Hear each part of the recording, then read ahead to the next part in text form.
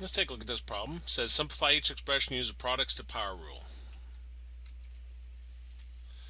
We got negative 3 x squared y to the negative 4 raised to the negative 2 power. I'm going to show you two different ways of working this. And it doesn't matter how you work it. It might actually be 3.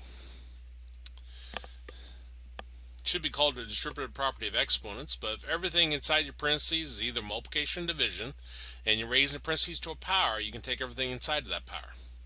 So we can take the negative 3 to the negative 2 power, the x squared to the negative 2 power, and the y to the negative 4 to the negative 2 power. So we got negative 3 to the negative 2, we got x squared to the negative 2, and we got y to the negative 4 to the negative 2. Now then, the negative 3 to the negative 2, I have no clue how you do that. We'll come back to that.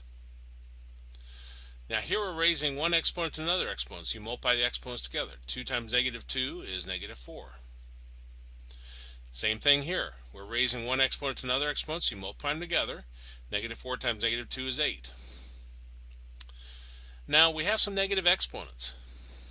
And remember how we get rid of negative exponents is you move them opposite of where they're at in the fraction, which means you have to create a fraction. So we put over 1. I told you I didn't know how to handle the negative 2 power because we never work with the negative powers like that. When you're working with numbers, you always want to get rid of that negative exponent. So we're going to take that and move the entire thing down below.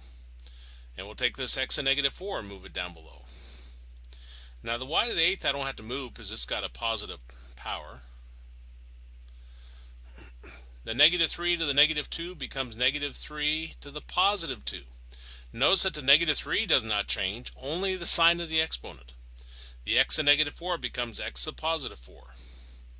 And the 1 I can drop because, well, these times 1, the 1 just dropped away anyway.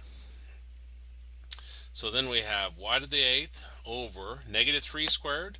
Negative 3 times negative 3 is a positive 9. So we got 9x to the 4th. Okay, I mentioned a different way of solving it.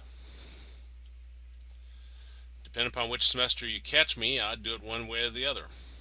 Some semesters I go strictly by my order of operations. Please excuse my dear Aunt Sally. And dear Aunt Sally always says, do what's inside the parentheses first before you do anything else. So this, I can rewrite over 1 because we got a negative exponent. And then remember, how you get rid of the negative exponent is you move it opposite where it's at in a fraction. So this y to the negative 4 will move down below. And that gives us negative 3x squared over y to the positive 4. Now my dear Aunt Sally says to do what's inside the parentheses. There's nothing left to do inside the parentheses. There's nothing left to simplify. So now we'll handle this power. We got a property that says if you got a fraction to a negative power, you can flip the fraction. So we got y to the 4th over negative 3x squared. And the sign of the exponent becomes positive. So again, I flip the fraction. Top goes to the bottom, bottom goes to the top, and the sign of the exponent becomes positive. Now, I can apply the same principles I did over here. If everything inside your parentheses is either multiplication or division, you're raising it to a power, you can take everything inside of that power. So I can take the y to the 4th to the 2nd power, I can take the negative 3 to the 2nd power, and I can take the x squared to the 2nd power.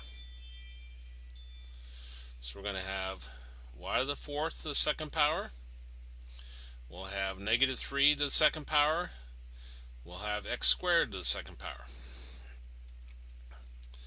Again, when you're raising an exponent to another exponent, you multiply them together. 4 times 2, that gives us y to the 8th. Negative 3 squared, negative 3 times negative 3 is a positive 9. And we raise this power to another power, you multiply them. 2 times 2 is 4, so we got x to the 4th.